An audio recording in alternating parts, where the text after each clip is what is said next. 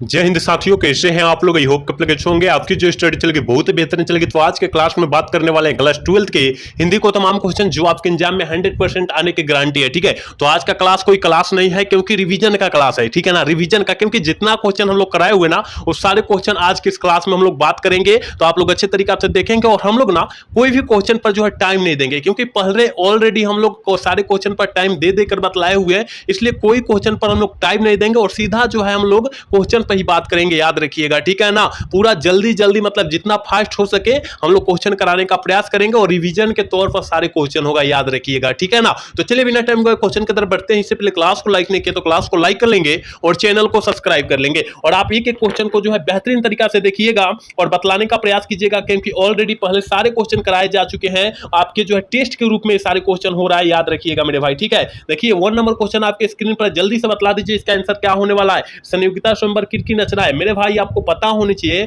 कि संयोगिता स्वयंवर जो है ये जो रचना है श्रीनिवास दास जी की है, ठीक है। लेकिन दमयंती स्वयंवर कहता तो हम लोग बालकृष्ण भट्ट मारते, याद रखिएगा, दोनों याद रखिएगा। दमयंती स्वयंवर कहता तो बालकृष्ण भट्ट मारेंगे, संयोगिता स्वयंवर का है इसलिए श्रीनिवास दास जी मारेंगे, याद रखिएगा। हम लोग कोई भी क्वेश्चन पर टाइम नहीं देंगे, सारे क्वेश्चन अच्छे तरीके से देखकर हम लोग लाहे से निकल जाएंगे। देखिए कहा जा रहा है कौन सी रचना बालकृष्ण भट्ट की है, कौन सी रचना जो है बालकृष्ण भट्ट जी की है। आप कहिएगा कि सर रेल के टिकट का खेल जो है ना ये बालकृष्ण भट्ट जी की रचना है, याद रखिएगा। दो का ऑप्शन जो हो जाएगा ना करेक्ट ये हो जाएगा, याद रखिएगा मेरे भाई। सारे क्वेश्चन को अच्छे तरीके से देखिएगा क्योंकि रिवीजन के तौर पर सारे क्वेश्चन कराया जा रहा है। कहा जा रहा है संवाद में सबसे महत्वपूर्ण क्या होता है। संवाद में सबसे महत्वपूर्ण जो होता है ना मेरे भाई वो याद रखिएगा क्या होता है, आत्मीयता होता है। क्या होता है, आत्मीयता होता है। ऑप्शन सी करेक्ट होगा, 3 का ऑप्शन सी होगा, याद रखिएगा। चलिए अगला क्वेश्चन यानी 4 नंबर क्वेश्चन में कहा जा रहा है बालकृष्ण भट्ट के पिता पेशे से क्या थे। बालकृष्ण भट्ट जी के पिता पेशे से क्या थे। आप कहिएगा कि सर व्यापारी थे, बिल्कुल ऑप्शन बी हो जाएगा। और पूछा जाएगा कि बालकृष्ण भट्ट जी के पिता का नाम क्या था, तो बेनी प्रसाद भट्ट था,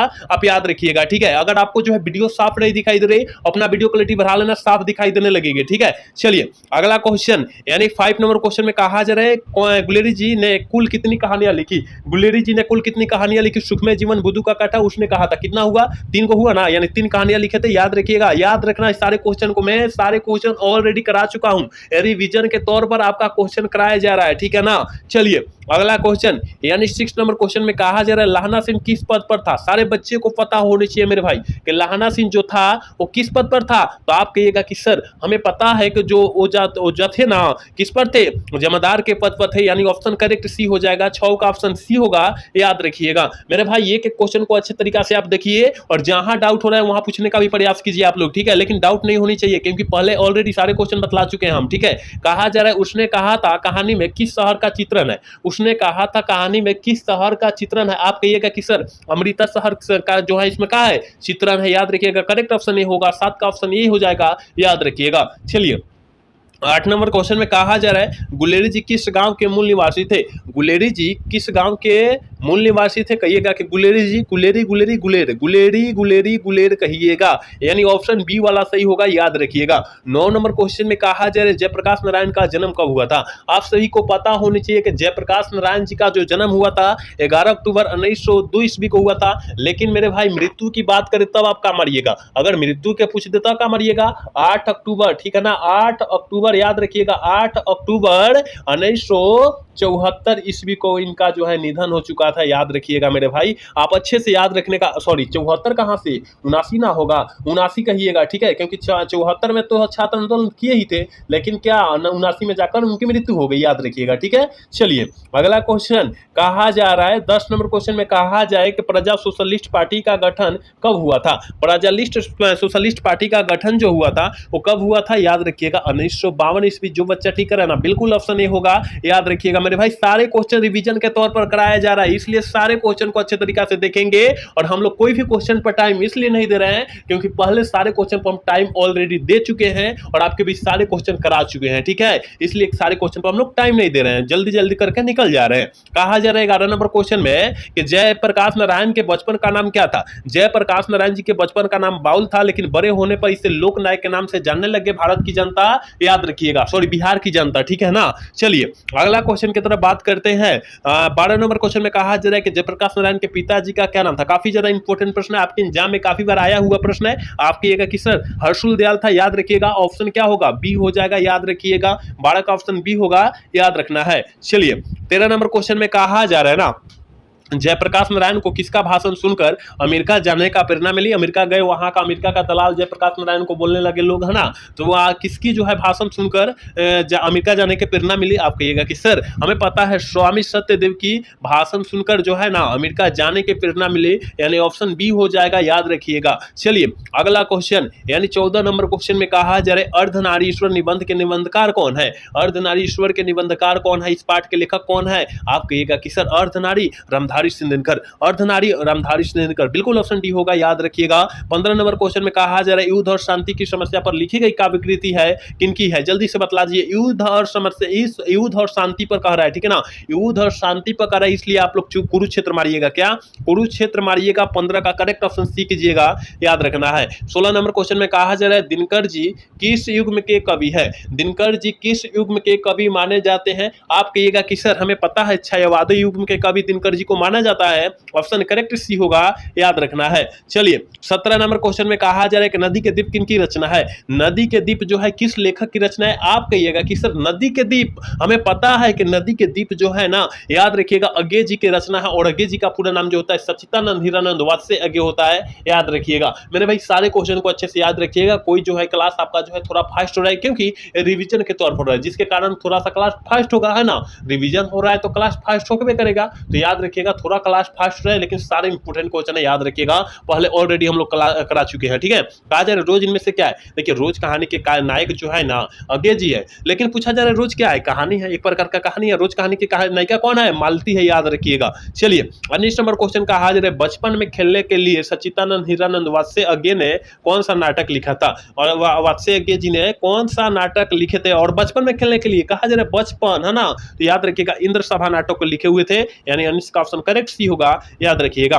20 नंबर क्वेश्चन में कहा जा रहा है नवरत्न में कौन सा समास है? नवरत्न, नौ जो हो गया संख्या हो गया, और संख्या के लिए हम लोग क्या कहते हैं? कहिएगा कि सर संख्या के लिए द्विगु समास कहते हैं, बिल्कुल ऑप्शन बी हो जाएगा, 20 का ऑप्शन याद रखिएगा। चलिए 21 नंबर क्वेश्चन में कहा जा रहा है धनहीन शब्द में कौन सा समास है? धन से हीन, धन से हीन, यानी जहां कारक का चिन्ह दिखाई देगा, देखिए धन से हीन नहीं हो रहा है, धन से हीन मतलब धनहीन बोलेंगे, तो जहां कारक का चिन्ह दिखाई देगा वहां तक पुरुष समास आंख मुद कर मारेंगे, याद रखिएगा, ठीक है। चलिए अगला क्वेश्चन, यानी 22 नंबर क्वेश्चन में कहा जा रहा है देवता का प्रवाची शब्द होता है। देवता का प्रवाची शब्द क्या होता है? आप कहिएगा कि सर हमें पता है कि देवता का प्रवाची शब्द जो होता है वो देव होता है, क्या होता है? करेक्ट ऑप्शन ये हो जाएगा, याद रखिएगा। चलिए अगला क्वेश्चन 23 नंबर क्वेश्चन में कहा जा रहा है अमृत का प्रवाची शब्द है। अमृत का प्रवाची शब्द जो होता है वो क्या होता है? आप कहिएगा कि सर हमें पता है कि अमृत का प्रवाची शब्द जो होता है अमिया होता है, करेक्ट ऑप्शन बी हो जाएगा, 23 का ऑप्शन बी हो जाएगा, याद रखिएगा। 24 नंबर क्वेश्चन की तरफ बात करते हैं, और 24 नंबर क्वेश्चन में कहा जा रहा है सज्जन का विलोम शब्द क्या है? सज्जन का विलोम शब्द क्या होता है? आप सभी को पता होनी चाहिए कि सज्जन का विलोम शब्द जो होता है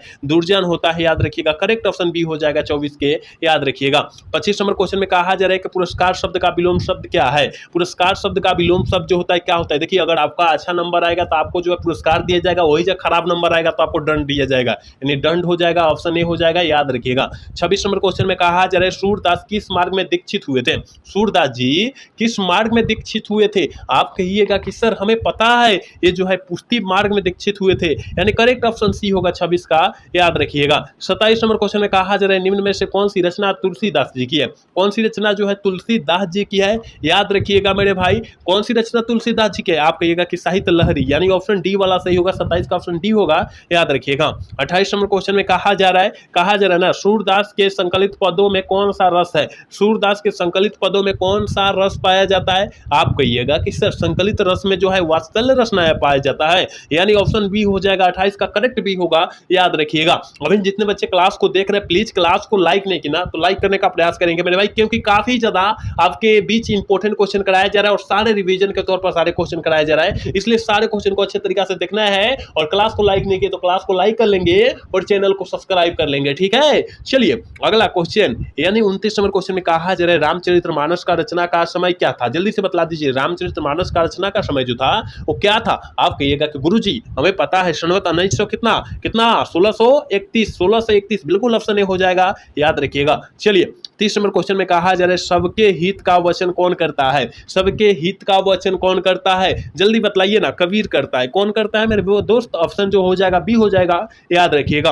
31 नंबर क्वेश्चन में कहा जा रहा है नाभा दास की कविता किन दो कवियों के बारे में है? नाभा दास की कविता जो है किन दो कवियों के बारे में है? आप गुरुजी कहिएगा कि कबीर एवं सूरदास जी के बारे में है, यानी ऑप्शन बी हो जाएगा, याद रखिएगा। 32 नंबर क्वेश्चन में कहा जा रहा है ना सुभद्रा कुमारी चौहान का रचना कौन सी है? सुभद्रा कुमारी चौहान का रचना कौन सी ना? आप कहिएगा कि सर अधिनायक रघुवीर सहायक जी की रचना है, सुभद्रा उषा जो है शमशेर बहादुर सिंह की रचना है, हार जीत अशोक वाजपेयी जी की रचना है, लेकिन पुत्र वियोग जो है सुभद्रा कुमारी चौहान का रचना है, इसलिए ऑप्शन डी करेक्ट होगा, याद रखिएगा। 32 का ऑप्शन क्या होगा? डी होगा, याद रखिएगा। 33 नंबर क्वेश्चन में कहा जा रहा है कि शमशेर बहादुर सिंह की पत्नी का क्या नाम था? आप सभी को पता होनी चाहिए कि शमशेर बहादुर सिंह की पत्नी का जो नाम हुआ था धर्म देवी था। क्या था? धर्म देवी था। करेक्ट ऑप्शन बी होगा 33 का, याद रखिएगा। 34 नंबर क्वेश्चन की तरफ बात करते हैं और 34 नंबर क्वेश्चन में कहा जा रहा है सुभद्रा कुमारी चौहान और महादेवी वर्मा किस स्कूल में एक साथ पढ़ती है? किस स्कूल में जो है एक साथ पढ़ती है? याद रखिएगा कास्टवेस्ट गर्ल्स स्कूल इलाहाबाद में पढ़ती थी, यानी करेक्ट ऑप्शन ये हो जाएगा, याद रखिएगा। ये बहुत ज्यादा खास इंपोर्टेंट हम क्वेश्चन करा रहे हैं मेरे भाई, इसलिए सारे क्वेश्चन को अच्छे तरीका से देखने की जरूरत है आपको। चलिए अगला क्वेश्चन 35 नंबर क्वेश्चन में कहा जा रहा है मुक्तिबोध किस सप्तक के कवि थे? मुक्तिबोध जी किस सप्तक के कवि माने जाते हैं? तार सप्तक के कवि माने जाते हैं, याद रखिएगा। तार सप्तक के कवि जो है मुक्तिबोध जी माने जाते हैं, याद रखिएगा। चलिए अगला क्वेश्चन यानी 36 नंबर क्वेश्चन में कहा जा रहा है अधिनायक के रचयिता कौन है? अधिनायक के रचयिता कौन है? रघुवीर सहायक जी। कौन है? अधिनायक रघुवीर सहायक, याद रखिएगा। सारे क्वेश्चन काफी ज्यादा खास है, इसलिए सारे क्वेश्चन को अच्छे तरीका से देखना है और जहां डाउट हो रहा है वहां पूछने का भी आप प्रयास कीजिएगा, ठीक है। चलिए अगला क्वेश्चन यानी 37 नंबर क्वेश्चन कहा रहा है कि हार जीत कैसी कविता है? हार जीत जो है कैसी कविता है? सबसे पहले ये पता होना चाहिए कि हार जीत पाठ के लेखक कौन है? अशोक वाजपेयी जी है, लेकिन पूछा जा रहा है मेरे भाई वो नहीं पूछा जा रहा है कैसी कविता है, ये पूछा जा रहा है, ठीक है। तो याद रखिएगा 37 का ऑप्शन जो हो जाएगा करेक्ट ऑप्शन जो हो जाएगा बी हो जाएगा, गद्य कविता माना जाता है, यानी 37 का ऑप्शन बी होगा, याद रखिएगा। 38 नंबर क्वेश्चन करें कि संघर्ष का प्रकाशन बुओल शहर से कितनी दूर से आने वाला था? कितनी दूर से आने वाला था? जल्दी से जो है 38 का ऑप्शन आप टिक आउट कीजिए, क्या हो जाएगा? तो 10 कोस दूर से आने वाला था, करेक्ट ऑप्शन ए होगा, याद रखना है आपको। चलिए अगला क्वेश्चन 39 नंबर क्वेश्चन की तरफ बात करते हैं। करक शब्द का प्रवाची शब्द है, शब्द का प्रवाची शब्द जो होता है वो क्या होता है? आप कहिएगा कि सर नाद भी होता है, निनाद भी होता है, ध्वनि भी होता है, ऑल ऑफ दीज हो जाएगा, क्या हो जाएगा? 39 का ऑल ऑफ दीज हो जाएगा, याद रखिएगा। 40 नंबर क्वेश्चन का है चाय शब्द में कौन सा लिंग है? चाय शब्द में जो है कौन सा लिंग है? चाय जो है कौन सा शब्द है? तो आप कहिएगा कि सर स्त्रीलिंग रूप है, क्या है? स्त्रीलिंग रूप है, 40 का ऑप्शन करेक्ट होगा, याद रखिएगा। चलिए अगला क्वेश्चन 41 नंबर क्वेश्चन में कहा जा रहा है कवि शब्द का स्त्रीलिंग रूप है। कवि शब्द का स्त्रीलिंग रूप जो होता है कवित्री होता है। देखिए कवित्री में हई कवित्री हो जाएगा, याद रखिएगा। ऑप्शन करेक्ट सी वाला होगा, याद रखना है। चलिए 42 नंबर क्वेश्चन में कहा जा रहा है कि नाटक के क्षेत्र में जयशंकर प्रसाद के बाद सबसे बड़ी प्रतिभा जो होते हैं कौन माने जाते हैं? सबसे बड़ी प्रतिभा जो माने जाते हैं वो मोहन राकेश जी माने जाते हैं। मोहन राकेश जी माने जाते हैं, याद रखना है मेरे भाई। ऑप्शन डी में दिया, ऑप्शन डी वाला सही होगा, क्या होगा? ऑप्शन डी हो जाएगा, याद रखिएगा। 43 नंबर में क्वेश्चन में कहा जा रहा है कविता के नए प्रतिमान के लेखक कौन है? कविता के नए प्रतिमान के लेखक जो हो जाएंगे कौन हो जाएंगे? तो नामवर सिंह नहीं होंगे, नामवर सिंह नहीं होंगे मेरे भाई। ऑप्शन ए वाला नहीं सही होगा, 43 का करेक्ट ए होगा, याद रखिएगा। आप सभी ये सारे प्रश्नों को अच्छे तरीका से देखें और जहां ना बुझा रहा है वहां कमेंट करने का प्रयास जरूर करें, ठीक है। कहा जा रहा है कि ओम प्रकाश वाल्मीकि को निम्न में किस नाटकशाला की स्थापना की? ओम प्रकाश वाल्मीकि ने किस नाटकशाला की क्या की? स्थापना किए थे। आप कहिएगा कि गुरुजी मेघदूत, मेघदूत बिल्कुल ऑप्शन ए हो जाएगा, याद रखिएगा। 45 नंबर क्वेश्चन में कहा जा रहा है जय कृष्णमूर्ति इनमें से कौन सी रचना है? जय कृष्णमूर्ति जी की इनमें से कौन सी रचना है? आप कहिएगा कि सर शिक्षा पाठ जो है ना ये जय कृष्णमूर्ति यानी जिद्दू कृष्णमूर्ति जी की रचना है, याद रखिएगा, यानी ऑप्शन डी वाला सही होगा, याद रखिएगा। रोज कहानी के लेखक कौन है? अगेज जी। संपूर्ण क्रांति के लेखक कौन है? जयप्रकाश नारायण जी। कौन है? जयप्रकाश नारायण जी है। संपूर्ण क्रांति पाठ के लेखक जयप्रकाश नारायण जी। बातचीत पाठ के लेखक बालकृष्ण भट्ट है, याद रखिएगा। चलिए यहाँ 46 नंबर क्वेश्चन में कहा जाए अग्नि शब्द का तद्भव रूप क्या होता है? अग्नि शब्द का तद्भव रूप जो होता है ना मेरे भाई वो आग होता है। क्या होता है? आग होता है। ऑप्शन डी वाला टिक कर लीजिएगा। चलिए अगला क्वेश्चन 47 नंबर क्वेश्चन जो है काफी ज्यादा इंपॉर्टेंट क्वेश्चन है। कह रहा है कि हिंदी में कुल कितने सर्वनाम होते हैं? हिंदी में कुल कितने सर्वनाम होते हैं? आप कहिएगा कि सर 11 होते हैं। हिंदी में कुल सर्वनाम की संख्या जो होती है 11 होती है, ऑप्शन डी वाला सही होगा, याद रखिएगा। 48 नंबर क्वेश्चन में कहा जाए नमक का विशेषण क्या होता है? नमक का विशेषण नमकीन होता है। नमक का विशेषण नमकीन होता है, आप याद रखिएगा। करेक्ट ऑप्शन बी हो जाएगा, याद रखना है। 49 नंबर क्वेश्चन में कहा जा रहा है कि हिंदी साहित्य का सूर्य किसे कहा जाता है? हिंदी साहित्य का सूर्य जो होता है सूरदास को कहा जाता है। किनको? सूरदास को कहा जाता है। कहीं दिया है क्या? देखिए नहीं दिया मेरे भाई, नन ऑफ दीज हो जाएगा, नॉन ऑफ दीज हो जाएगा, इनमें से कोई नहीं, क्योंकि सूरदास जी की रचना है। हिंदी साहित्य का सूर्य जो है ना, ये सूरदास जी की रचना है, याद रखिएगा। और आज के क्लास के लास्ट क्वेश्चन यानी 50 नंबर क्वेश्चन है, कहा जा रहा है निम्न में से कौन सी रचना भगत सिंह की है? कौन सी रचना जो है भगत सिंह की है? संपूर्ण क्रांति जो है जयप्रकाश नारायण जी की रचना है, ओ सदानंद जगदीश चंद्र माथुर जी की रचना है, शिक्षा जो है जय कृष्ण मूर्ति जी की रचना है, लेकिन भगत सिंह की रचना जो है एक लेख और एक पत्र है, याद रखिएगा। ऑप्शन डी वाला सही होगा, 50 का ऑप्शन डी हो जाएगा। तो यहाँ हमने 50 क्वेश्चन रिवीजन के तौर पर क्वेश्चन कराए हैं, तो 50 क्वेश्चन को अच्छे से याद रख लीजिएगा और एक भी क्वेश्चन को छोड़ने का प्रयास मत कीजिएगा, क्योंकि जितना आपके बीच क्वेश्चन कराया गया ना, काफी ज्यादा इंपॉर्टेंट क्वेश्चन कराया गया, इसलिए सारे क्वेश्चन को अच्छे तरीके से देखने की जरूरत है और एक भी क्वेश्चन को छोड़ने का प्रयास मत कीजिएगा, ठीक है ना। तो मिलेंगे अगला सेशन में। जय हिंद, जय भारत, टाटा, बाय बाय।